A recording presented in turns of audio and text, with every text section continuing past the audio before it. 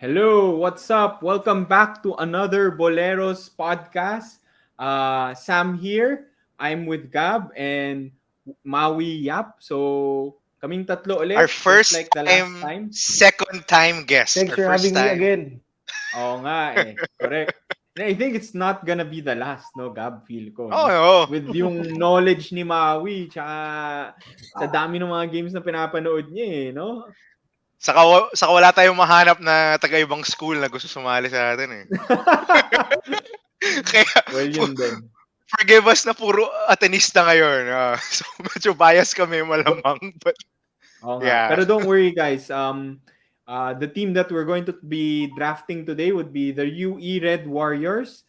So, we're also big fans of UE. Marami kaming napapanood ng mga games with UE. Siyempre, there are some of those classic Ateneo versus UE games. Way back in the past, siyempre, the first thing that comes to mind bilang isang Atenista ako is that Jack Chia shot over UE that helped us get to the finals. So, Gab, can you explain to us yung rules ulit nung draft today and then ano yung coverage nung draft natin for UE hanggang anong season ba Okay, to? okay.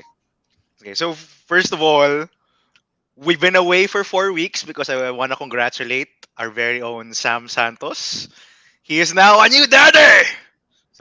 Yes. So that's the So reason we Congratulations, Sam. yes, congrats. thank you, So thank you. so that's Medyo so that's the puyat pero lalaban. Ball's life pa rin, yung Ball's life.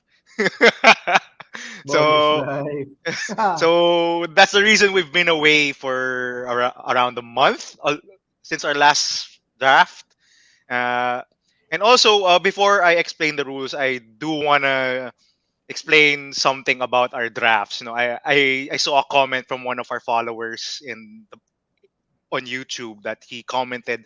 I think he was kind of disappointed about the UST draft that we didn't include the 1990s UST teams in the draft because the 1990s were the heydays of the UST Growling Tigers. I think they won four straight or five straight championships in the 90s. And he was telling us that it should be an all-time draft because all of the players of UST, all of the championship teams were back in the 90s. So we do want to explain something. Uh, a lot of what we draft and what we base our judgments on are our own eyes and ears on what we saw and how we watched them play. And we were just too young in the 90s to to watch any of the players play in the 90s or even in the 80s and the 70s. We weren't even born yet. So it's very hard to judge and draft people from those eras. And there are no stats available. Again, we reiterate this. Hello, UAP, please. There are no stats available. There are no historical games, so we can't really judge uh, players that we haven't seen play. So this applies now to Pati yung UE. list of rosters, no, Gab? Pati yung list of Yes, rosters. wala, Mahirap. So, hirap. if you noticed, every time we do a draft, it's like a different range every time. Depende lang on kung ano yung available na list of rosters per team. Yep, that's so true. Also, this applies to UE. So if anyone will search online, the rosters for the UE Red Warriors men's basketball team is actually available on their website. And it goes back to the 1950s. And of course, we all know UE, I think, has the most championships in the UAAP, like 17 ba or something, or 18. Uh, and as much as we want to put in sina Alan Kaydik, Robert Jaworski, and all of the players from the Baby Dalupan days, we cannot do so because we didn't watch them. We didn't watch them. We were not even conceived yet in the wombs of our mothers, so we cannot judge players from that era. So yun, hopefully that clears things up with those who watch e- our episodes. So on to the rules. So once again, we go with a standard snake draft. For those of you who don't know what that means, it means the one who picks first in one round gets to pick last in the next round, and then just goes around. Uh, there are no positions in our teams. We're not gonna require people to draft one center per team or whatnot, just like fantasy basketball. So we're gonna go positionless. So draft however you want. And this applies also, we are drafting players based on their UAAP performance. So if they went bonkers in the pros, sorry, that does not apply. There are a bunch of UE players who did well in the pros but didn't have a spectacular college career. Did I miss anything? I think that's it, right? Those are our only rules. And we go 8 rounds. We go 8 rounds for the sake of time. And also, I think we also randomized the draft order already for this draft. And Maui's gonna pick first again, just like the USC draft, and I'm gonna go next, and then Sam. Okay, Maui, Okay. you're Sige, first up. Maui. Go. Okay, so as Gab mentioned a while ago, we'll be drafting based on our memories of the UAAP. One of my first memories in the UAAP was watching with my dad, as I mentioned in the previous episode. And fortunately, for me, one of the golden days ng UAAP talaga yung early 2000s. During True. 2002, as Sam mentioned, Ateneo made its miracle run. And it for me, it was one of the strongest UE teams I was ever to witness throughout the past 20 years or so. Um, the favorite player of most people from that era of UE is James Yap. So I'll be picking Big Game James as my first pick for this draft. Yeah. Is he still playing? The way he's still playing, he's around 41 already. Naka-leave siya kasi ano siya, 'di ba? Nag-counselor ba or something. Counselor But I siya ng think he's San supposed Juan. to return Ah, sa next Yeah. season. Babalik daw siya Sama-sama next yung mga season. UE, Next sama-sama yung mga conference. ano mga Pure Foods boys sa San Juan Oo. as counselors. si Polar Taddy. I think it's Polar Along with Taddy. Polar Yes. Taddy. Yeah, Yes. Polar Taddy. And some other Okay, basketball okay. players. They're under the mayor, who's also a basketball player. All right. So Zamora. let's talk a bit more about James Yap. I mean, he's obviously, I can't say the goat because I think that's that goes to Robert Zaworski. But James Yap was just like Renren Nitualo, one of the players when I was a kid watching him play against Ateneo. I just didn't want him to shoot. Just, please, Wesley Gonzalez or Larry, just cover him. Don't let him shoot. Uh, and his shot was so quick. Diba? And he always faded away. He had this shot na, Unorthodox shot, but yeah, very lethal. yep. Ano It yan, was Gab? Si James Yap nasa listahan ng ano yan, pikit mata list, yung mga tipong panag-tres. Pikit mata ka na lang kasi patay papasok. Mala rin Ritwalo, as you diba? mentioned. He's, Yes. he's in that mold. And he had a funky shot where he always seemed to fade away. He would kick out his leg all the time. I kind of copied that with my game. Kick out the leg all of the time, just in case you get fouled. And very stellar yung pro and international career. I think James Yap is a no-brainer. I The kind man of with a hope that. million moves. Uh, and also he also had this floater, diba? That's one of also One-hand floater. the James Yap trademark moves where he would drive and then just float it up and just carry it with one hand. I mean, he very trademark James Yap and an incredible scorer. Sam, you have anything to say? Um Pretty much you covered everything. I think personally, like, nagagalingan din ako kay James Yap, pero I just hated his shot. I think tama yung description niyo, unorthodox. Ako parang, bakit pumapasok yung, parang, it's just so weird. Parang, di siya normal sa akin, pero, like, kahit anong bato niya, pasok, kaya nakakainis. And I know isa siya sa mga crush din ng mga fans. Every time, siya Yeah. yung mga, alam mo yung mga Christian na every time makuha niya yung bola or ma-zoom in yung camera sa kanila, nagsisigawan din yung mga fans. So, classic yon. I still can't believe na natalo natin sila with that Jet Chia buzzer beater. That was very memorable Yeah. for me when I was younger. Yeah, I mean, obvious pick James Yap at number one. I think we all Pl- had him at number Played one. in the wrong era. Would you agree? If he played in the UAAP today, he would shoot 10 plus threes a game. I think whoever Right, the coach of UE would be would just give him the license to shoot as many threes as he wanted Yeah, because he was so definitely. deadly. Uh, I, Definitely. If he played in diba? the analytics era. Yep. So, sige, hey, Gab. James Yap, Second, number one pick. your pick. So my pick, I'm also not gonna think much about this. I'm gonna go with the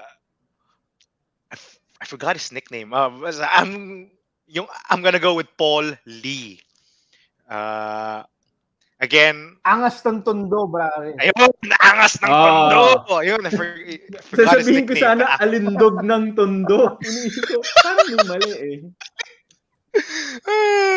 So yeah, this is a no-brainer pick. I think again we're both picking before the 2010s because most of the players from UE in the 2010s are. I mean, UE has fallen into the dark ages. There's no doubt about that. So both the top two picks both came from the 2000s. Paulie came out of his shell when James Martinez and Marcia Eliano yung graduated, and he was so good. A pure scorer, can handle. Again, an unorthodox shot. It comes from his. Unlike what they teach you as a kid, to shoot from the top, he shoots it from here, diba? And he's so deadly. Uh, Watched him against Ateneo in the finals in 2009. Yep, and just a pure scorer. Again, one of the most talented players ever to don the uniform, and a no-brainer number two pick. Uh, I think no-brainer also. I had Polly as my number two. Ikaw ba, Maui? Like, what would you say Polly would be your number two pick? Yeah, definitely. Actually, debatable ang Paul Lee and James Yap, in my opinion. Because Paul Lee was able to lead his UE squad to the finals during one Right. of his years. Yeah. So Per- aside from the personal accolades, Paul Lee was able to bring the winning culture back to UE. Probably that was one of the last times that they went into the final four. Yeah, Yeah, proper. ako personally, I prefer Paulie over James Yap just as a player, like yung laro lang. Pero, I feel like James Yap is like the bigger name. Pero yeah, Yeah, may point ka, Maui. I May point agree, ka. agree. Okay, sige. I get back-to-back picks. Honestly, medyo nahirapan na ako. Like, hindi na ako sure kung Yep, there ano are yung... two obvious picks, eh. So I think they're off Yeah, the board exactly. already. Yeah, exactly. So, I feel like you can go different ways here. Um, I'm gonna go, I'm gonna go the direction of like personal favorites. So, sa akin, as I mentioned, like, medyo naiinis talaga ako kay James Yap noon. Pero ang favorite ko talaga dun sa team na yon si Ronald Tubid. Yun talaga yung favorite player ko. Saint So, Pedro Calungsod! ang gagawin kong pick for the first round, surprisingly, is gonna be Ronald Tubid. Ito, super gritty guy. Like, super pesky. Maiinis ka sa kanya. Kahit nung hanggang sa Yes. pros, 'di ba, sa BBA, parang dami nitong nakaaway ata na player dahil sobrang pesky niya na Yes. tao. Tapos pag mainit siya, nakaka-score siya, sobrang yabang niya eh. So, I really liked Ronald Tubid back in the day then. So, he's going to be my first round pick. Uh, Definitely I one of the most underrated players for me. I think he loves it though. Yung pagiging villain. I think he revels in that role, to be a trash talker, to play the crowd, to trash talk the crowd. He always did that, and Ewan. He is annoying. That's for sure. But he had a good game also to come along with that attitude of his. He had a 3-point shot. He defended pretty well. He also uh, could score in the paint and can also jump pretty high. You know, he wasn't the Cyrus Baguio, but he was also a high flyer back in the Mhm. day. And as a trivia for our younger audience, if there are any younger audience members watching us, his nickname is the Saint because he was used as the model for Saint Pedro Calungsod. You know that picture of Saint Pedro Calungsod where he was doing this and he was in a camisa de chino. Yeah, see, Ronald Tubid was the model for that one. So that's why his nickname is the Saint. Yung pala yung origin no? Hindi ko alam yun. Yeah, totoo yun. Uh, yung I palagi yun never knew sinasabi also that eh. that piece of trivia. Yeah, so yun. So that's the reason why Ronald Tubid is called the Saint. Hala ko it was more like an ironic thing na sobrang bad boy niya. Kaya the saint yung tawag sa kanya or something like that. Ay, nako, Ronald Tubid. And had a pretty long pro career, no? Uh, Yeah, bounced around a few surprisingly. times. Oh, but he was pretty valued by a lot of teams. I mean, even when he was in his late 30s, he was still being signed by San Yeah. Miguel. Eventually traded to Terra Firma for CJ Perez, but that's a different topic. But yun, Ronald Tubid.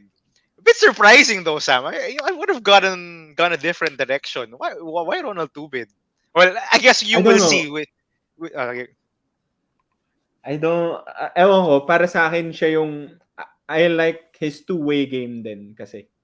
Parang pesky defender, and can score on the other end. I feel like siya yung, like, if I can like compare him to someone in the NBA, parang Draymond Green type of guy. Like he's not gonna get you like the biggest numbers, pero I feel like he's a crucial like part of the team, heart and soul of the team. Yeah. Kasi Centerpiece grabe yung player, energy ng guy centerpiece na to player. eh.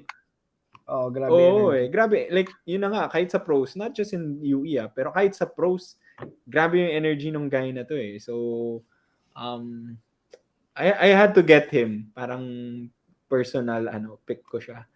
Uh, for Okay. my, my second pick, again, thinking about two-way players. So, I'm gonna go with, I think nag-abot sila. I'm gonna go with KG Canaleta. Um, Ah. Kev, Kevin Damn. Garnett to eh. KG nga eh. Yeah. Kevin Ah. Garnett of his, of the UAAP to eh. I Can think he was score on called offense KG tapos, more because he looked like KG rather than he played like KG. oy pero katawan niya, Diba? di ba? Like, body type wise, like, he was really long, tapos payat, defensive. And syempre, yung mga dunk highlights niya, no? He started Um, out as a big man sa Yeah, he did. UAP. yeah, yeah. Center And pa ata siya sa UAP. and, and he evolved his game Hmm. when he went into the pros. Amazingly, he became a knockdown Shooting guard. shooter. Yeah. Shooter. Diba? Diba? Yung under Norman Black in Meralco, I remember he would score 15 plus points just by shooting threes. And in my head, I remember KG Canaleta as the dunk contest guy because he was always in the dunk contest, diba? And Yeah, whether correct. it was the UAP, PBA, or the PBA. PBL, yung back in the day, he Uh, was always in the dunk contest. And I remember that his dunk contest dunks were always him jumping over people. So in the next dunk contest, he would jump over one. Then the next dunk contest, he would jump over two people. Then eventually the PBA, he jumped over four, I think, or five people. Yun lang pala yung dunk niya. Parang tatalon lang siya over mga four small guys. Yeah! And the crowd would go crazy. Trademark niya, trademark. Yeah. Nino Canaleta. Hmm. But yeah, you're right, Maui. He started off his career as a big man in the UAAP. Played a lot inside. Then in imagine if he developed his outside shot in the UAP. I think he would have been sure mythical five member or even an MVP candidate kasi he was athletic I plus he think may had a shot. mid-range siya pero wala siyang Para twist nun. parang nung dulo ng UAP career niya, I think he was already transitioning into a forward. Yeah. I think may Started shooting mid-range shots threes, siya. mid-range shots. May sure mid-range siya. From just an Alright. athletic, a very athletic, basketball player to a complete player. KG Yep. Ganalet. He's still playing, right? I think he's in the Taiwanese basketball league Yeah, or I think Import yeah. siya. oh yeah, yun. Okay, so what a great career. 20 years later, he's still doing it. So, Okay, Gab. my turn. And this is the Alam I ko na don't tong know. pick mo eh. Alam mo na ba to? Well, my mind says something else, but I gotta go with my heart. I gotta go with my fellow husky boy and chunky boy, Alvin Pasaol. I gotta go with him. I gotta go with him, man. Sabi ko na nga Uh, ba eh. Sabi ko na nga. I gotta go with him. I mean, uh, he wasn't only big; he was pretty skilled too. He had a very well-rounded game. Oh, well, Triple threat. offensive game. Yeah, triple Yes, threat. a very well-rounded offensive game for a guy his size. He was pretty athletic for a guy his size and fast. He had a 3-point shot. He had a mid-range. Could post up. Could finish at the rim. Could hit free throws. I mean, he was slow on defense. Yun lang. But his job was just to score, and he had a pretty crappy team around him. Made the mythical five purely because of the numbers he put up. I mean, I think he scored 44 points or something, or Yeah, 49, I yeah. think. Against Lasal. In 49 ata, yeah, bro. I think against yeah, Lasal. Embala led Lasal. yep, against Lasal and Mbappe because well, he was the only guy good enough to do anything on those teams of his. So uh, I gotta go with my fellow Husky boy Alvin Pasol, and he's currently carving out a good career for himself in the UAP. In the UAP in the PBA under Coach Norman Black. So I hope he continues. I mean, uh, unlike some people, players who've had weight problems coming to the PBA, I think since he's played with weight problems his whole True enough eh. his whole college career. I think he's adapted pretty well in the pros. So yeah, Alvin Pasaol. Especially this conference, Alvin Pasol has been very crucial providing uh quick buckets off the Yep, bench. yep. He is a bucket. He is a bucket though. Spark plug talaga. Oh. Yeah, he's a bucket. Yeah, correct, Gab. Right. Maui. So Muna. I'll be picking two straight na medyo mahirap agad kahit second round. Wala eh. Tuyo ang UE pare. Sin yung after 2010 wala na eh. Nung after nung Dindo Pumaren, Walang mga nawala eh. surefire picks for Yep. UE. But a lot of good role players, especially nung 2000s. My next pick is probably I don't know if he made the mythical team, but he was one of the best UE players during the past few years. He was even invited into the Gilas Cadets during Tab Baldwin's time. I'm gonna pick Reese Verte. Ooh, yeah, Reese Yeah. Verte. What he was Also one and very done, right? versatile. One and done. One and done. A one and done. Yeah, one and done. I thought 2 years, but he had very memorable games. One of the games that I won't forget is nung nagano siya, game winner against Lasal. Yeah, oh, I That was a remember that. very wild game. I think the game was before an Ateneo game, so I was able to witness that live. That was very wild. That last minute or so versus Lasal. Yeah. He came from Sesafi, I think, the Sesafi League. Yeah. Oh, yeah. Yeah, I remember him. one of those finds talaga. Apparently, he's pretty good. yung just like what we were talking about with Jervy Cruz, just came out of nowhere. Paano, pucha, galing pa rin ni Ray Suerte. Yung may galaw eh. Diba? Yung can shoot, can drive, can run the pick and roll, you can distribute. Pretty complete player. Yeah, pretty complete player. Can also defend. And I think bilang isang one and done player, very medyo veteran na yung presence niya when he came in to join UE. So, very steady guy, really carried the team during that year. Again, he I think he was the only player good enough on that team. So, just like Alvin Pasaol, he put up numbers because he didn't have a choice. Yeah. Okay, Maui, still your pick. For my next pick, uh, I'll be Hirap getting na, no? another. Oh, medyo mahirap na. For my next pick, I'll be picking another wing player. As you remember, if you watched our previous episode, I'm a very I love wing players. I think that positionless basketball is the way to go. Yep. This player also made the pro team and was very crucial to UE during its years. I think he was in Paul Lee. I'm gonna pick Mark Bourboran. Ah! He was my next pick.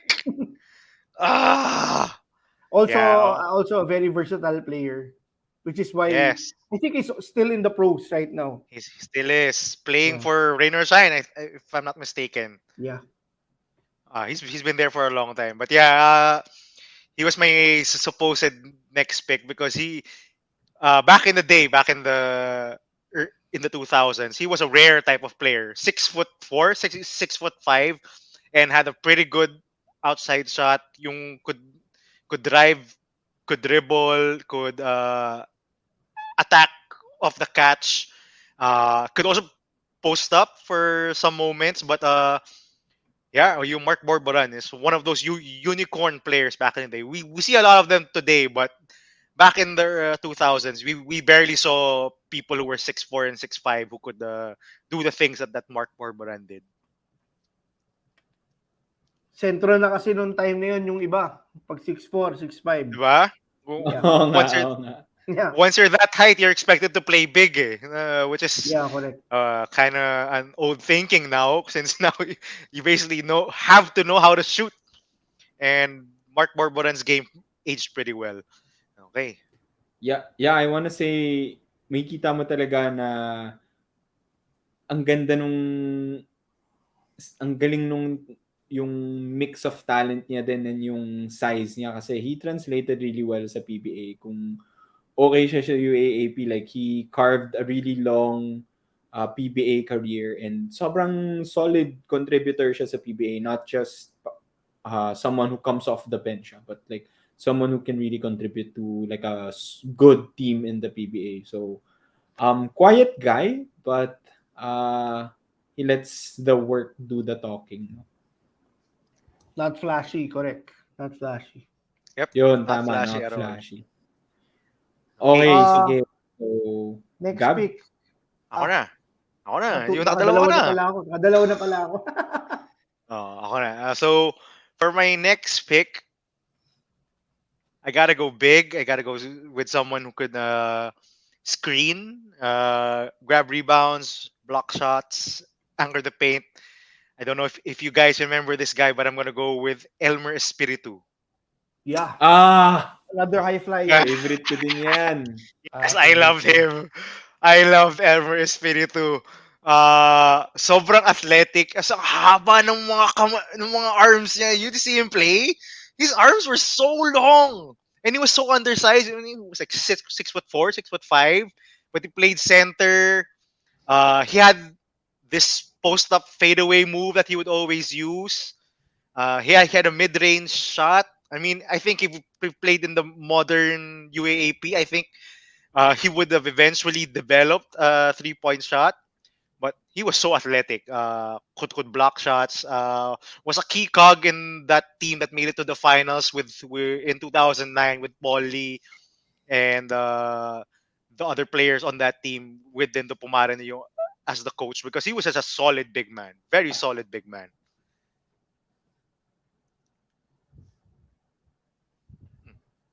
Sam, Maui, anything you have to say for Elmer Espiritu? Yeah. Uh I love Elmer Espiritu kasi ano yun eh, like he can play center, he can play forward. Um he was part of the 14-0 UE team. Tama ba? Yeah, he was. He Siya yung was. Yeah, starting probably. ano dun, starter Tama. dun, 'di ba? Correct, probably. So, definitely saw a lot of his games back then. Uh, I remember kalaban niya, gustong-gusto ko yung matchup niya against, I think it's Mayor Hofer. Kasi parang sila yung magkakatawan eh. Or, Similar alam mo builds. yun? So, Yeah. similar build eh. So, I think nung finals na yun, sila yung magkalaban eh. And I was looking forward to that matchup. Kasi ako, yun yung laro ko eh, parang forward na ano, di ba? So, I looked up to those two guys from the other team. So, I love this guy. Si, ano, medyo undersized lang siya kasi parang pinapasentro siya minsan.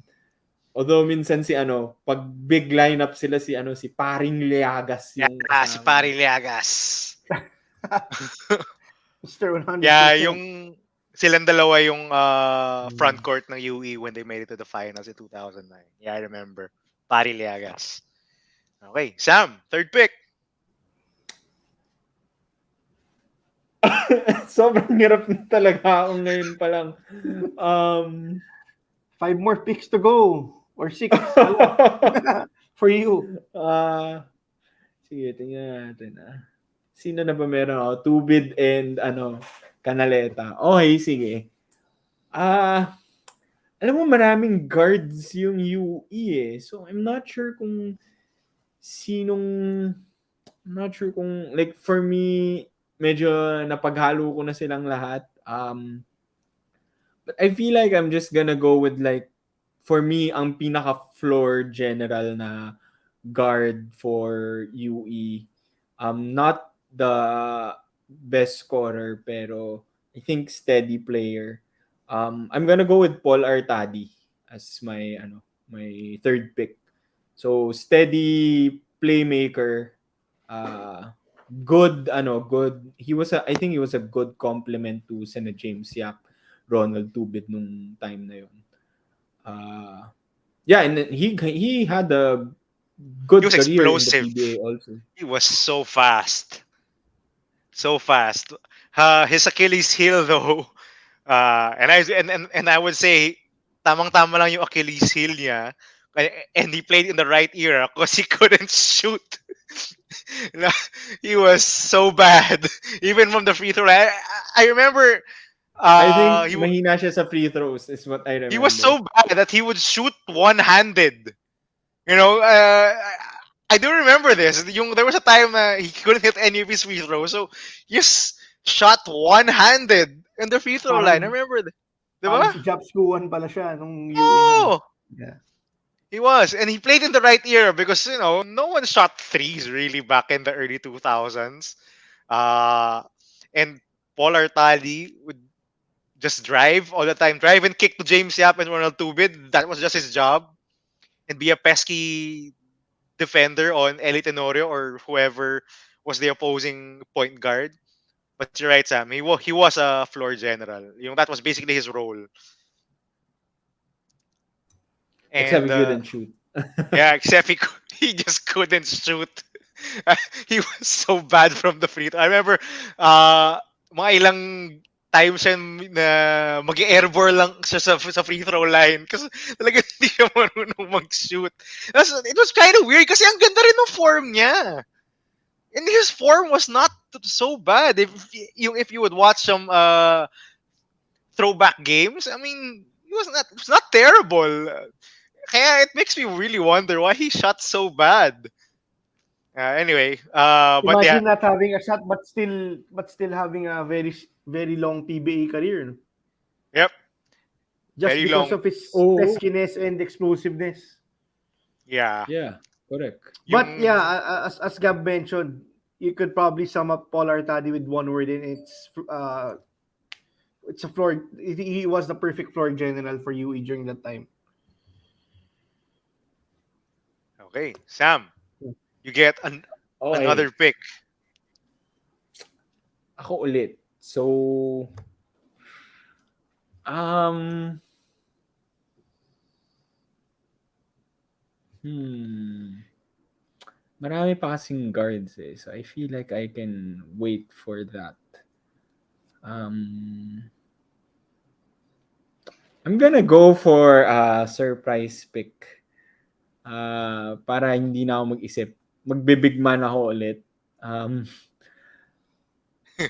Feel ko surprise pick to pero for me kasi sobrang nakakatakot siyang player nung time na yon sa UE, and he was so big, and talagang Alam ko na.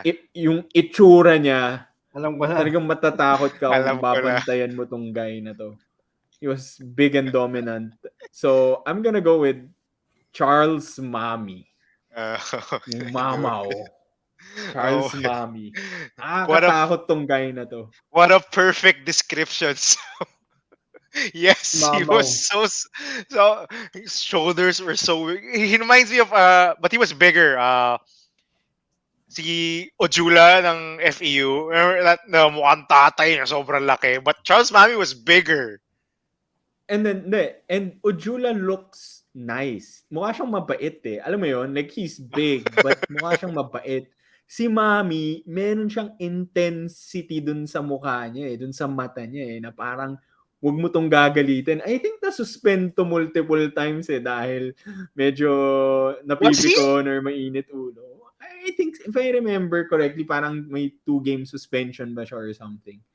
Parang may something like that. But anyway, very dominant center nung time na yun. And I think, tama ba yun? If I'm not mistaken, that was the year na parang si Frank Golia yung center natin. So, sobrang Ah, hirap tayo with Mami. I remember sobrang asar na asar ako kay Mami noon dahil wala Si nga, that was Ivan. the year wala tayong big man eh. oh, si So, parang Ivan. si Frank. Si Yes, Ivan. oh, Oh, si Ivan, Ivan correct. was matched up with Charles Mami.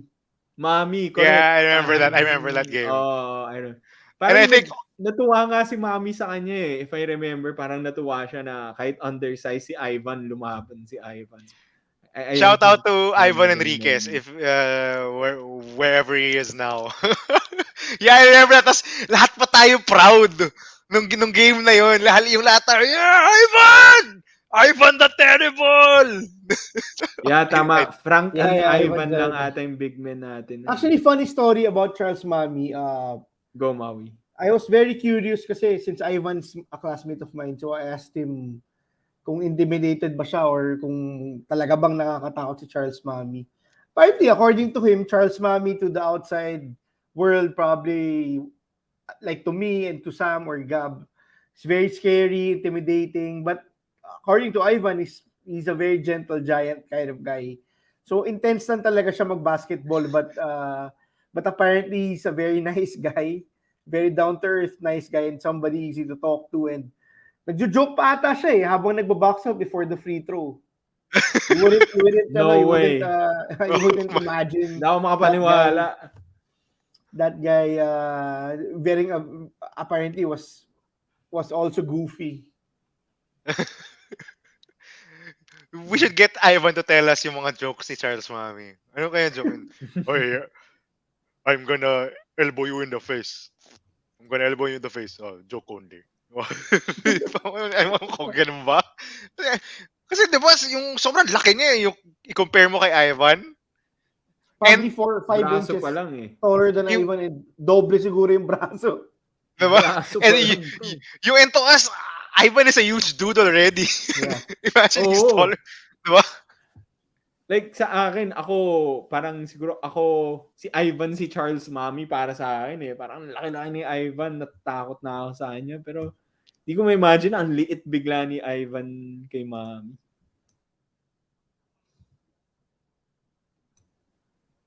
Okay, Gab. Sorry about that. So, for my fourth pick, I'm I'm gonna go with Paul Lee's partner guard, James Martinez.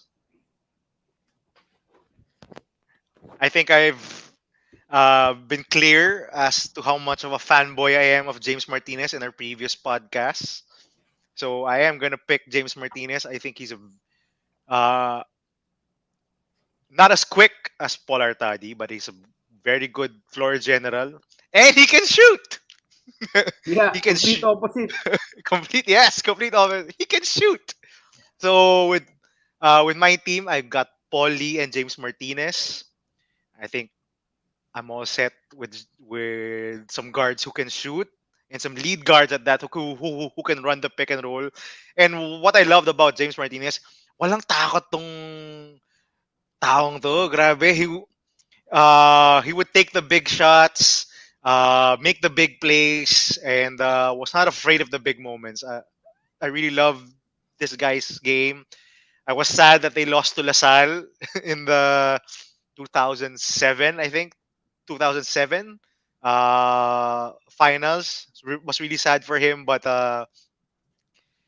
for my team, he would fit in perfectly well. James Martinez for my fourth pick. Ako na next, no? Nako. Yep. Mag-isang pick ka, Maui, tapos recap tayo after. Sige. Let's recap after. My next pick would probably be... Sino na ba players ko? So, right now, I have... puro wing players. For my next pick, I'll be picking... I think one of the very underrated players sa UAAP. His brothers also, I also like how his brother played part of the UST Growling Tigers, and their dad was actually a legend in Philippine basketball. So my next pick would be since you guys already picked most of the floor generals from UE, I'm gonna pick Paulo Hubalde. Yeah, Paulo Balde. Bad trip. Yun na yung nasa next list ko na siya. I think he was way better than Paul Artadi, to be honest. He was Paul Artadi's backup, if I'm not mistaken. Yeah. And but I thought Yeah. he was way better than Paul Artadi, mainly because he can shoot, and Paul Artadi couldn't. But he proved me right when Paul Artadi graduated because he became the star for UE for a number of years, and he was so good. He could get to the hole. It helped that he was left-handed. Again, it's very hard to judge left-handed players, the way they move and the way they operate. Uh, and I think he also had a very long pro career, if I'm not mistaken. Played for a couple of teams. I do remember he San played for Miguel, I think. for San Miguel. Yeah, Parang nag-ABL pa ata siya, if yeah, not he did. He did. mistaken. Yeah. So May mean Paulo streak din Balde. si Paulo Hubalde, kaya gusto ko ng point guard. Yeah, he did. He did have a mean Yeah. streak, and I do remember he had a lot of funky hairstyles. He wasn't just bald. Basta Yeah, mohawk or something. yeah, he had a lot of funky hairstyles. Mm. So shout out to Paulo Personality. Hubalde. Was kind of surprised he had a Okay. better pro career than his brother Derek, Yeah. because Derek was the shooter. So that just goes to show you how less valued shooting was back in the day. A shooter like Derek Ubalde didn't have a long career, while Paulo Ubalde, on the other hand, yung as a point guard who you can set up, had a longer career. So shout out to Paulo Ubalde wherever he is. Okay, recap. Okay, sige. Recap. So after 4 rounds, we're halfway through. Our teams are si Maui, first pick, yung kapatid niya, si James Yap. Second pick was Reese Verte, so another scoring guard. Mark Bourboran, and then Paulo Hubalde. Gab, first pick, Paul Lee, and then fellow Husky boy, Alvin Pasaol, Elmer Espiritu, and then James Martinez. And then for me, Ronald Tubid, KG Canaleta, Paul Artadi, and the monster, Charles Mami. Okay, so halfway through na tayo. 4 more picks before we end the UE draft. Sige, Maui, start out with the 5th round. Uh, for my fifth pick, I would have to pick a very efficient big man. He was very undersized, but he got the job done. Very high field goal percentage. Was an easy find and easy target for Paul Lee. I'll pick Pariliagas. I think he's also one of the most underrated big mans. Might have been 2 to 3 inches undersized, but still managed to get the job done. Very good post moves. And he also had a outside shot, which I think he Yeah. paired well with Elmer Espiritu because Elmer Espiritu didn't really shoot a lot of threes, but Pariliagas did. So that front court helped UE become a pretty good team. A nice inside out game. Very underrated. You're right, Maui. He was very underrated. Um Mataas field goal percentage. yep. Usually mga sure buckets. And he And was he, pretty he strong too. and despite him being undersized, I think he averaged close to double figure rebounds. Yeah, Probably I think eight. he did. Yeah, he probably Yeah. did. Yeah. Honestly, for me pinag-usapan na natin 'to eh. Medyo to be honest, hirap makapili ng mga players dito sa UE draft na 'to eh. Pero yung 14-0 team na yon ng UE, ang last talaga lahat ng players They na were yun, parang lahat stacked. solid. Like, Did they you have can draft that Paulie entire team. coming off the bench? They did, no? They had Paulie Yes. coming off the Yeah. bench.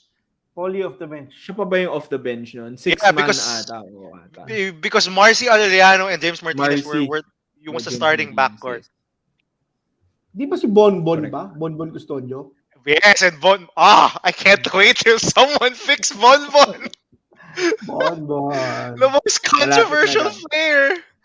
So okay, so for my fifth pick, I'm surprised he's still here. Uh, well, I don't think he fits my starting five. I would still start James Martinez over him, but I'm surprised he's still here. I'm gonna draft for talent alone. I'm gonna go with Roi Sumang. Oo nga, si Sumang pala. Yung You Roy pala all yung miss forget. Sumang. ko. Yung miss si Alam mo, Hubalde. Forgot about Sumang. I'm surprised he's still pero here. good Why pick is si he still Hubalde. I here? think good pick si Hubalde. Yeah, Sumang was probably one of the most exciting He UE was. guards. Very Eh, contrary to the previous UE guards na very stable, very floor general type na kalmado maglaro. Roy Sumang was a beast. Oh, he was. He was a Microwave. He was a scorer. microwave. Yeah, he was a scorer. I had the privilege of watching him live a couple of times when where no one was buying Ateneo versus UE tickets back in the day because uh, UE was bad and Ateneo was pretty good, so no one watched Ateneo UE games. But I was able to watch him live, and grabe, he was athletic for his size. He was so quick, and he would uh, he was like Mark Nonoy now. He would pull up from distance talaga, as in way beyond Yeah. the 3 point line.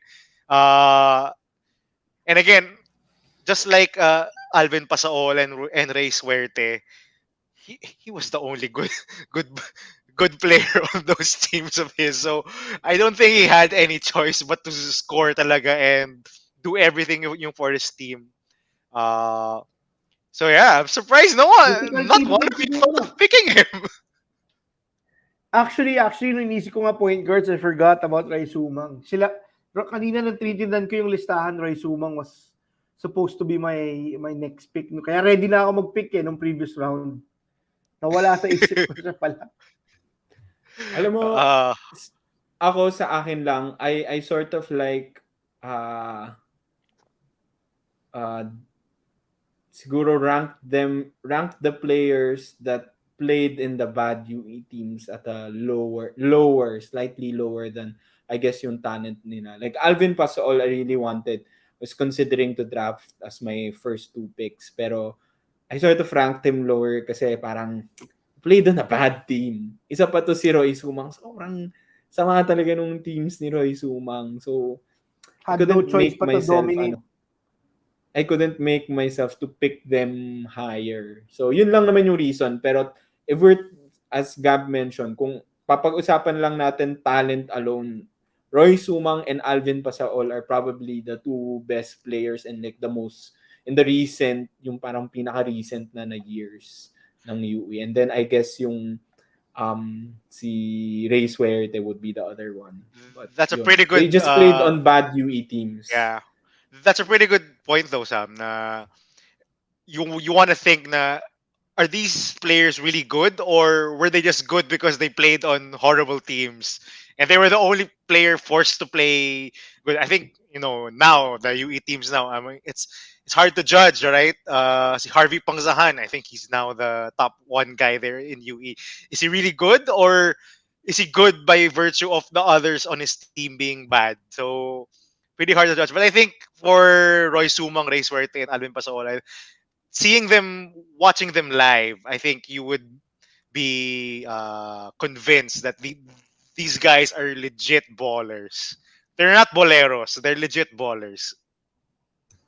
Oo, tama. And ako, I root for Roy Sumang nung nag-PBA siya. Medyo naging on and off career niya, but I think recently medyo na-revive ulit yung PBA career niya. So I'm hoping, he has a good and long PBA career.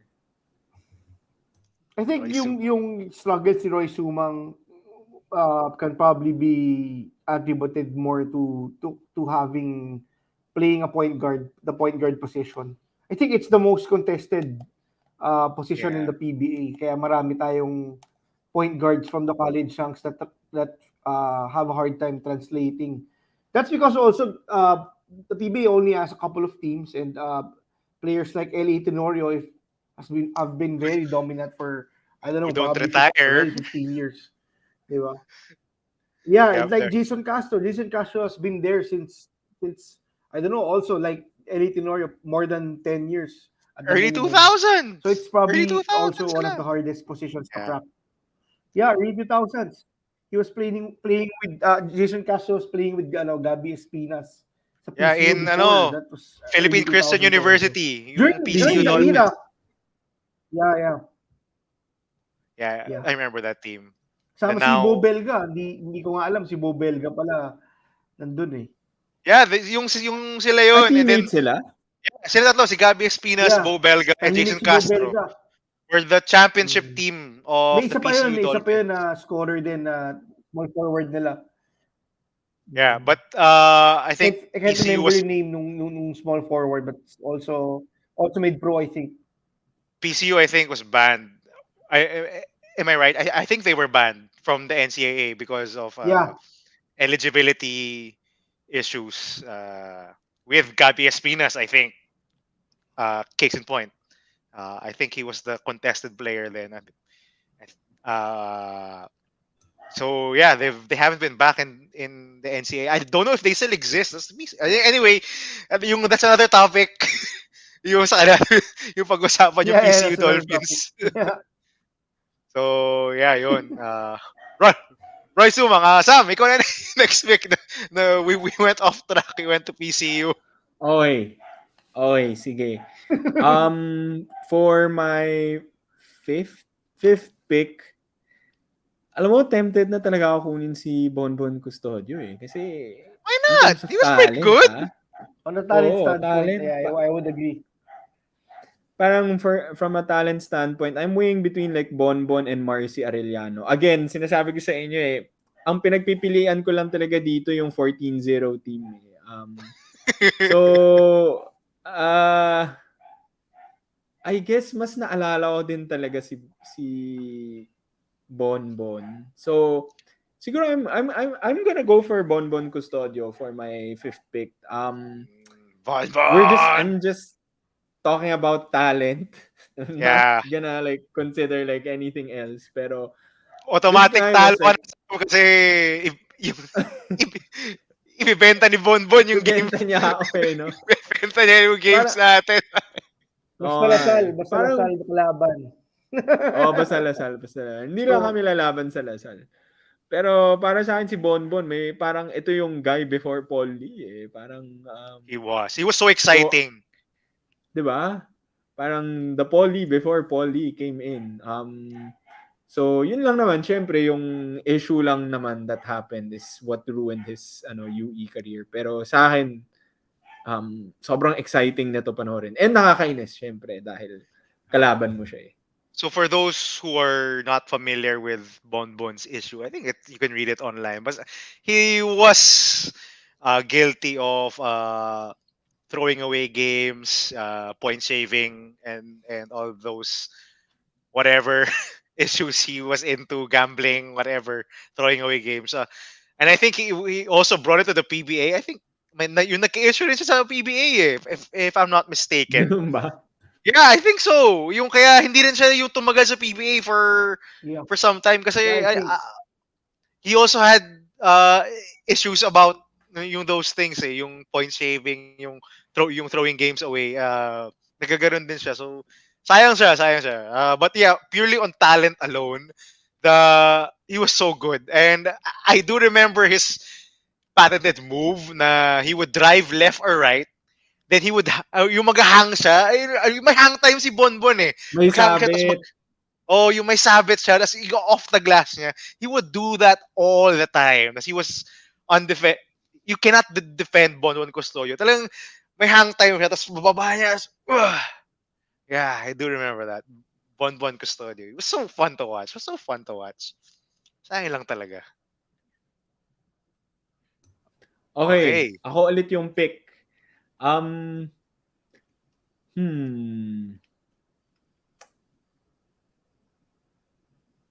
I Sige. wonder where you're gonna go. I'm gonna ano. I wonder how you're gonna pick, Sam, because Hindi ko na parang talaga alam sobrang eh kasi tuyo na. Ay, hindi naman tuyo. Well, siguro I'm gonna go with someone we talked about earlier. I remember him being a solid big man. Naalala ko solid big man to sa UE. Pero hindi ko din talaga alam na nag-medical 5 to. Nag-medical team tong guy na to. I'm gonna go with Ken Asibar. Hindi ko talaga maalala ng medical team yeah, siya. me Like, too. ganun pala siya kagaling. Like, alam kong starter siya, solid siya sa UE. But honestly, like, hindi siya maalalang medical team. Pero okay, medical team siya. So, kunin natin siya. yakas mag-stats eh. Meron kasi lahat. Yeah. I couldn't Kick, remember rebound, Ken assist, Asibar and blocks din also siya eh. until I started making the list for our draft. And then I looked at Ken Asibar, then there was a note that he was Mythical 5. I'm like, what? Ken Asibar was in the Mythical 5, and he was with Ray Parks, Greg Slaughter, I think, was there. Sobrang blew my mind, Ken Asibar. Then I had to watch some highlights of his in the MPBL. He's pretty good. He's a post player for the most part. He really he's a throwback guy. Loves to operate in the post. And I gotta look up his stats though. There's no stats available, but I wonder what his stats were for him to garner a mythical 5 selection. Sino mga teammates niya? Ba't siya would you guys know?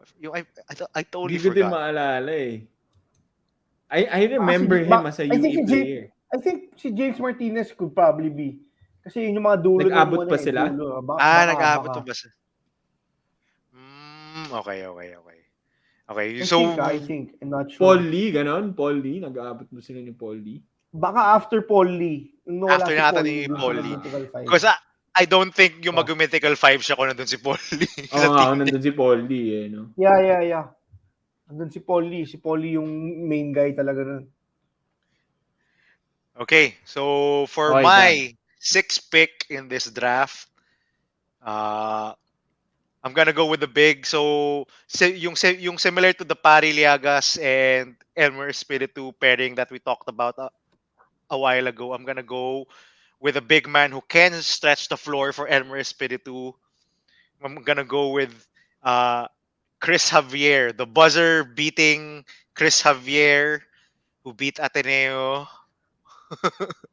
I'm gonna go with Chris Javier. Again, the chunky boys. They gotta I think stick si Chris together. Javier is like the newer paring Liagas. Medyo undersized center din siya, no? Nung time niya. Yeah, nung time niya. And he could shoot. And I do because my clearest memory of him was hitting the corner three to beat Kiefer Ravena and Ateneo back in the day. And that was my foremost memory of Chris Javier. So I know he can shoot. Uh, and I've watched him many times in the PBA. His strength is really that he can shoot the ball, despite being what 6'6", 6'7", around that height.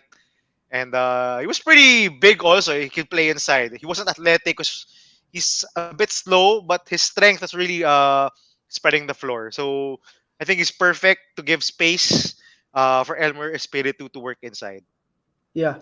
And I Saka think si todo Chris bigay. Xavier, yeah, todo bigay. Si Chris Xavier, I think, was highly touted also out of high school because he played, I think, for San Beda. Oh, So okay. it's nice to see that even if he played in some very bad UE teams, that he was still able to make a career out of himself. Yeah. He was Mm. one of the, I think, one of the only decent teammates that Roy Sumang had. What was he with Yeah, Roy Sumang? Yeah. I think he was I with think, yung with Roy Tama, Sumang. tama. One of the only decent teammates Roy Sumang had in his days in UE. Maui, two picks. nako, two Back picks. to back. Wait tinitignan ko yung list eh. Uh, Ang Actually, to be honest, puro naalala ko pag inisip ko talaga UE, yung for me, yung glory days talaga ng UE during our time is yung early 2000s eh. yeah. Uh, some of the most familiar names here, mayroon pang mga available. I think, uh, wait, Marcia Eliano pala, andito pa. O, yun na yung next pick ko. Sayang nakita ni Maui. Ah, uh, so, Marcia Marcy. Eliano, the perfect six man before his glory days. So Marcia Eliano was not the most flashy player, but he could score in all. He can drive the ball, shoot a 3-point shot, and he was a very versatile scorer. And I think later on, he was also able to become a playmaker. yeah. Uh, Very good compliment to the star players ng early 2000s ng UE. So Marcia Eliano is my next pick. Uh, True red. What do you call the Red Warriors in the juniors division? He was from the UE juniors. I do remember this. Mm. He did play against our batchmates. I think. I know he was before. Uh, he did play in the UE juniors against our more senior Ateneans in high school. But yeah, Squires ba yung tawag? No, Squires ang letra naman tawag. Junior Warriors. Nakalimutan ko na. Basta he was from UE High School. Went all the way to UE until college. Spent 5 years, I think, in UE. And you're right, Mau. He wasn't the most explosive guy. I do remember this. And he was pretty unselfish. I think for his talent level, he could have chosen the route of someone like Paul Lee, where he would just score whenever he wanted to. But he deferred a lot. I do remember his game. Na I was kind of frustrated in the finals against Asal because I wanted him to score more because they were having a hard time scoring. But Marcy, mag-take over ka na. O, I was telling to the TV, Marcy, mag-take over ka, score, yung make a play. But he was a bit passive for sometimes. But there was no doubt about his talent. He was pretty talented. All right. Okay, Next pick. Mau. Ikaw Next ulit. pick. Next pick is also a teammate of another teammate of Paul Lee, which I think is one of the most underrated players also. I think this guy made the PBA also. Probably would have been remembered more, or would have been etched in UAP history had they won the 14-0 team. I'm picking Val Acuna. Ah, Bad trip. bad Bad trip. trip. Siya na yung pick ko eh. Maui! Bad trip. As in previous draft, I'm very, very privy to pick. I am very, I very much like to pick wing players, which is why I want to pick Val Acuna, also another versatile forward. Yeah, Malaki din tama. siya eh, no? Parang He mga was 6'2", 6'3", 3, yeah, and shooter. pretty good stroke. Yeah, yeah, yeah. I do remember him having a very beautiful shooting stroke. Parang naalala ko, ano eh, like, alam mo, di ba, pag titira ka, Kobe, ganun, di ba? Like, babato ka sa trash can, Kobe, ganun. There was a point in time na kami ni Joe, nung kapatid ko, pag tatapon namin sa basuran, Val Acuna! Ganun, ganun, ganun. Ganun siya ka-shooter for us. Parang, gago to, shooter to ah. Big shot Anyway, maker si Val good pick. Acuna. Yeah. Good pick, yeah. Alam ko Yeah, hindi mo mapapansin, wow. Bad trip. Sige. I think ikaw na, Gab. Tama? yeah, it's my turn and I'm having a hard time right now. Not you, yung mga kilala ko. So I'm just gonna go with talent again. I'm gonna go with another guard.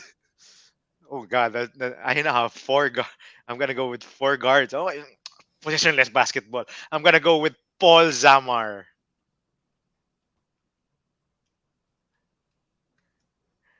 Hindi, Another knockdown shooter. Bad Another trip. knockdown shooter. yes.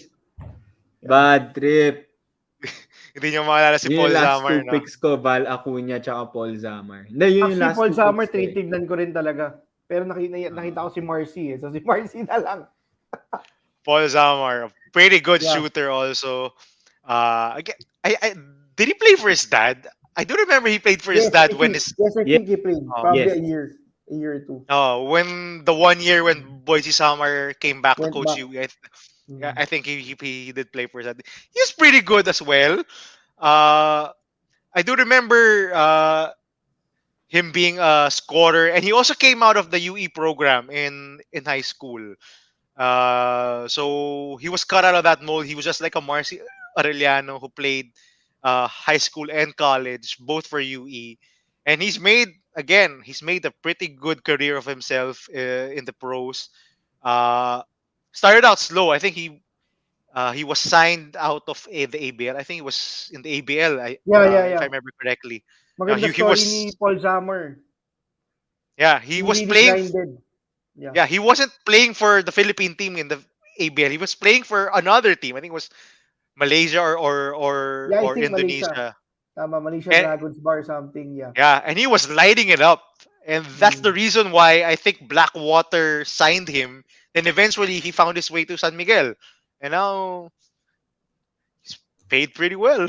He's Did been he there for play for his dad sa PBA then? Or I sort of was remember was that. Boy somewhere in San Miguel? I don't remember. Parang Parang like hindi. assistant ata or anything. Anyway, Well, go yun. ahead, go ahead. Yun. So yun, I still think he's on the roster now of San Miguel. So tagal na niya sa San Miguel, mga 5-6 years siya nandun. Ever since he eventually made it to the PBA. So yeah, Paul Zamar. Yeah, we have a lot of guards. Wala sa inyong mga pumansin sa guards ng UE eh. Yung marami palang guards ng UE, yung kayo naman. Then marami kaya hindi ko nga masyado Marami tinitingnan. kahit ako, may Reese Verte rin ako, tsaka Paulo Ubalde, James Yap, Marcia Eliano. Puro guards din. Wala masyadong big man, to be honest, ang Wala UE. talaga. Hmm. Tuyo. Sammy, last pick. Ay, Okay. last two picks, sorry. Last two picks. Last two picks. Honestly, wala na. I can just pick anyone, to be honest. For me, medyo more or less the same na sila. So I'm gonna go with hmm. I'm gonna go with para masaya. Para masaya. I'm gonna go with shit. Gusto ko piliin si Paranada pero hindi ko alam ulit kung sino yung mas magaling na Paranada. Oo nga yung mga paranada ngayon. Wag na nga. May mas magaling na Pagsangad na lang. Paranada, hindi ko lang maalala sino. Si Kyle ba yun? Hindi ko sabihin Okay, sa'yo. sige, game.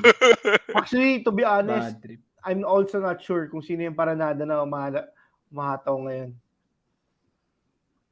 And Anyway, sige. they're also pretty hard to judge, eh. Like what I said earlier. You don't know if they're actually good or they're just good because they don't play with anyone good. Yes. Correct. Sige, I'm gonna go with another guard na siguro, to be honest, para sa akin, pare-pareho sila like si Marcia Eliano, sina James Martinez. Another one in that sort of mold na galing UE, Rafi Reyes for me. Oh, yeah. Oh, Yeah. Yes. Yan ang Another, Red Warrior talaga. Rafi Reyes. Isa pa yan. Parang Very pare-pareho feisty na guard. yun sa akin eh. Na parang, alam mo, sunod-sunod pa sila, halos magkakasabay silang lahat. So parang, saan ba nila nakukuha lahat ng mga guard na to? Like, saan nila nakukuha tong, ba't ang galing lagi nung guard nila, di ba? So ito pa to sa mga idol ko na guard noon eh. So for me, second to the last pick, Rafi Reyes. Nandun pa rin, sino ba kasabay ni Rafi Reyes? Hindi ko na nga maalala eh. Nalilito. Polly. Kasabay si Polly. Polly, yeah. ba? He was the backcourt Actually, mate of Polly. Yeah, actually si Rafi Reyes is one of the first from a long line of players from San Sebastian ng golden age nila. I think he was one of the first na galing sa Sebastian. Before the Buena Fe and Bringas brothers and Mosotros, Gino Jumuwas. Lahat yan mga San Sebastian high school yung golden age nila. Yeah. Okay. He's a pretty solid guy, si Rafi Reyes. If I know if some of our viewers or our followers may not be familiar with Rafi Reyes because he didn't, make it to the pros that much. But he was pretty solid. He was a pretty solid guard. You could defend pretty well. Was overshadowed a bit by playing with Paulie, but he was very integral to that team also and the success they had. Yeah. I agree. Yeah. So, Okay. coming from a long line of solid guards. Okay, for my last pick, actually feel ko kailangan ko ng like guard wing type of player. Pero gusto ko ng fun pick eh. So, matatawa kayo dito sa last pick ko. For my last pick, just for fun, pipiliin ko si Counselor. John Apasible. Alam mo, may feeling ko ako eh. Para masaya. Gusto ko lang masayang last pick. Si Counselor. John Apasible. Sabi ko na. Alam mo na feel ko na isa yung dalawa gagawin yan eh. Okay. We're supposed to judge them. We're supposed to judge them based on yung play nila sa UE. Sa totoo lang, di ko na maalala kung gaano siya kagaling sa UE. Pero favorite ko tong player na to nung nasa Ateneo siya. Promise, si Counselor. Sobrang efficient, diba? But sa totoo lang, di ko siya maalala sa UE. I remember seeing him play, but I don't remember how good he was. Pero I just wanna pick this guy. I want him on my team. I love this guy. So at least may Counselor na kami sa team. Si Paul Artadi, si John Apasible. Nanalo ba si Artadi? Panalo si Artadi. Oh, parang yung Okay, Artadi has dalawa. been counselor for longer than this is James Yap's first time. So Artadi was counselor na I think from the previous election. wow, Okay, yung so pang. dalawa na counselor namin. So, Talo actually, na yun kami. din yung ano ko, Buisit ka Ako sa... isa lang eh. yun yung meta na gusto ko gawin eh. May dalawa na akong counselor. Oh my God. Okay, okay. Okay, Sige. Gab. Okay, for my pick, I'm gonna pick a wing with yung before Maui picks another wing. Uh, this guy was pretty underrated, but I think his game is uh is pretty good. Not flashy, good height, good strength, and a very good defender. Paul Varela. I don't know if you guys Yeah, remember good pick. Paul Yeah. No, Varela. Recently, nasa list Paul ko Varela siya. is just recent, di ba? Yeah, played Yeah. with both Sumang and Reise Verte. If I'm, and then both Sumang ata eh. Diba? Sumang and Pasaol. He played with those two. Not Reise Verte, but yeah, he was pretty good. Uh, had good size. He didn't score much, but he did a lot of the dirty things. He would defend. 3 and D? 3 and D Yeah, guy? 3 and D guy. He would always defend 30. I do remember this. He would always be matched up with Yeah. 30, and he would match up well with 30, as well as you could have. You know, yung 30 is pretty good. But he was a legit 6'4", yung 6'3".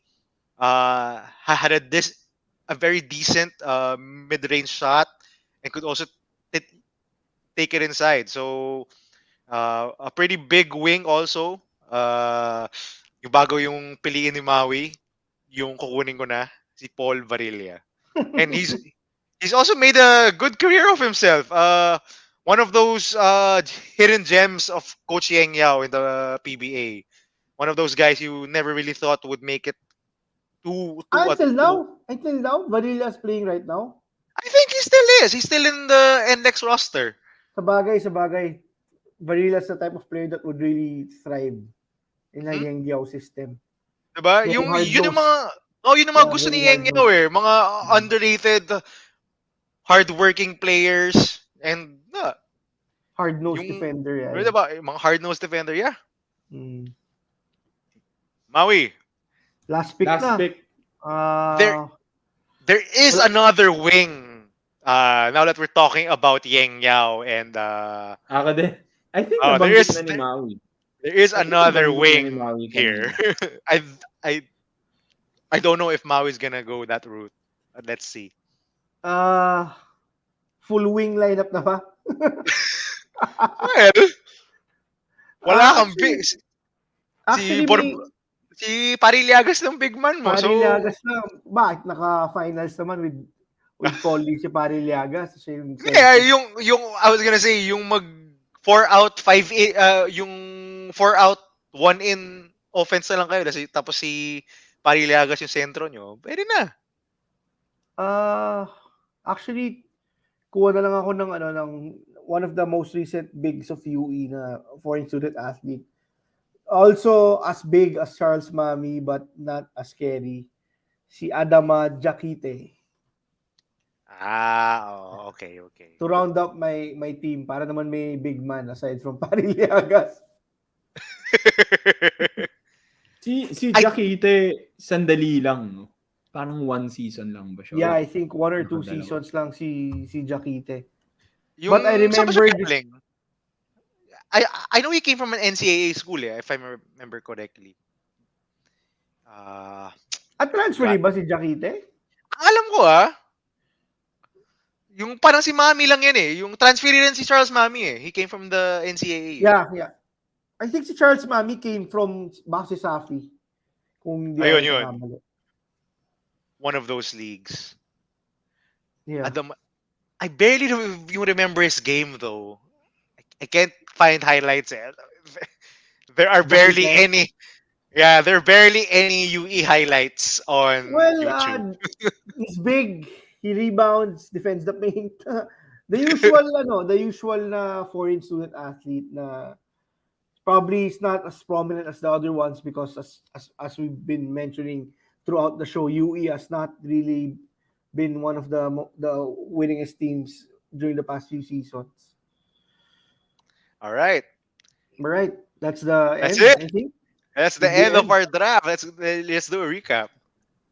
Okay, recap for Maui, James Yap, Ray Suerte, Mark Bourboran, Paulo Hubalde, Paring Liagas, Marcy, Val Acuña, and Jaquite. Si Gab may Poli, Pasaol, Espiritu Martinez, Sumang, Javier Zamar, and Varela.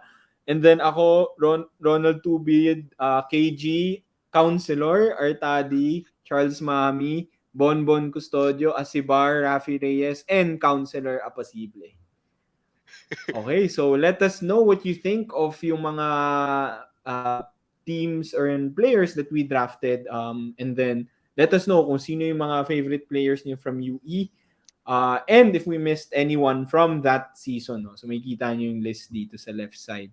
So that's the, as usual, that's the question I'm gonna ask you guys. Anyone that you feel like was left out that should have been part of the what 24 players that we picked today. Let's start with Maui.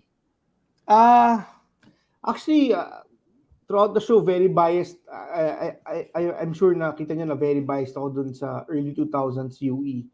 And some of the names that I think that probably warranted a spot in any of our lineups would probably two players, two or three players.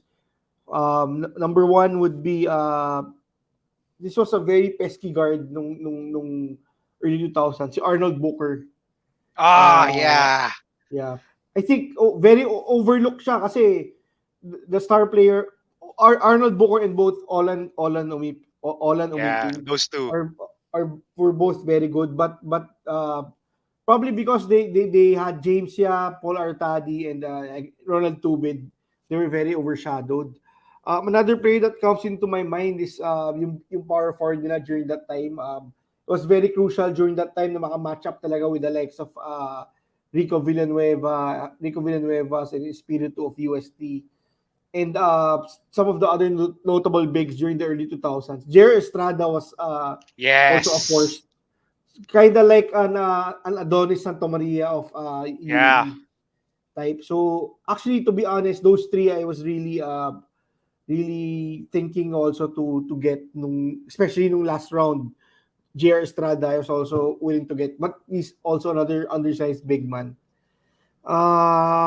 Dun sa mga sa mga UE players ngayon, I think Sammy mentioned kanina si Paranada and probably si Pagsangan will see this coming season if they can be warranted in future fantasy drafts of for UE.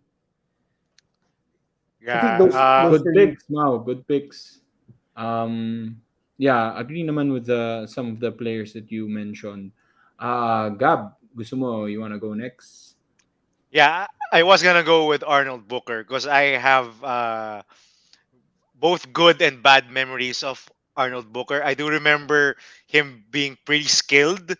Uh, he backed up Polar Taddy, and he was a total opposite of Polar Taddy. He was a scorer, and he was pretty good as a scorer, but he was also kind of an asshole.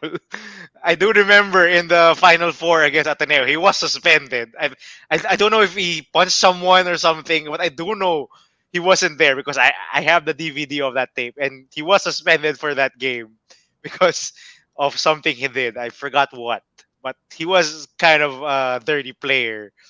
But yeah, he was pretty good. So he was one of the players on my radar to draft if but I came across a lot of guards. So that's one, Arnold Booker. And the other guy I mentioned him earlier was Bongalianza, the one I said who plays for NLEX. Uh, Another one of those guys na very underrated college career, but has good height, hard worker, can shoot. So yeah, Bongalianza. And also, I gotta give a shout out to uh, a guy who did not have a long UE career, or I think he barely didn't even play. But Fran Yu, who would have known? Fran Yu was in UE apparently. Hindi mo Before ba maalala his, yun, Gab? hindi ko maalala. But I did see a picture of him in a uniform jersey. So apparently he was. Oh, wow.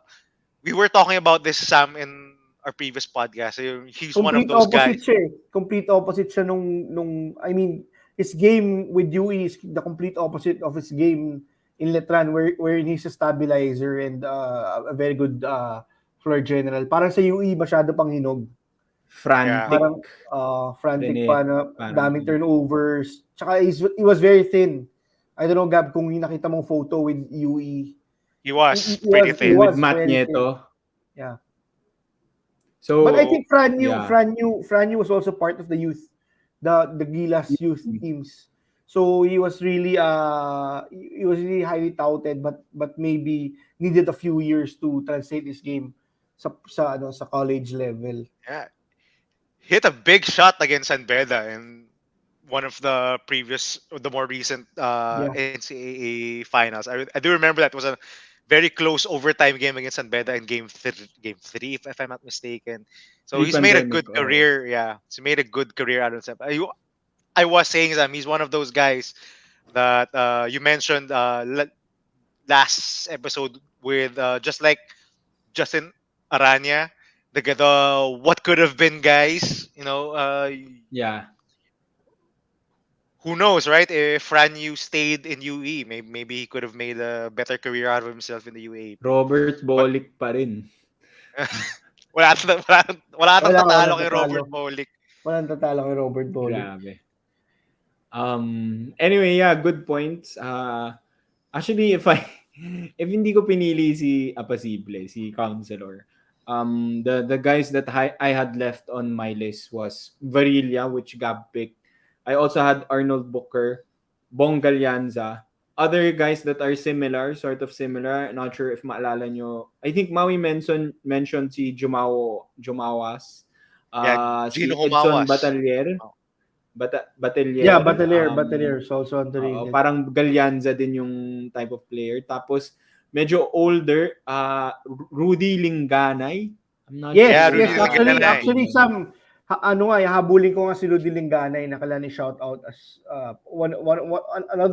another player from the probably 14-0 team din ba to or the Parang, poly led team. yeah, that era.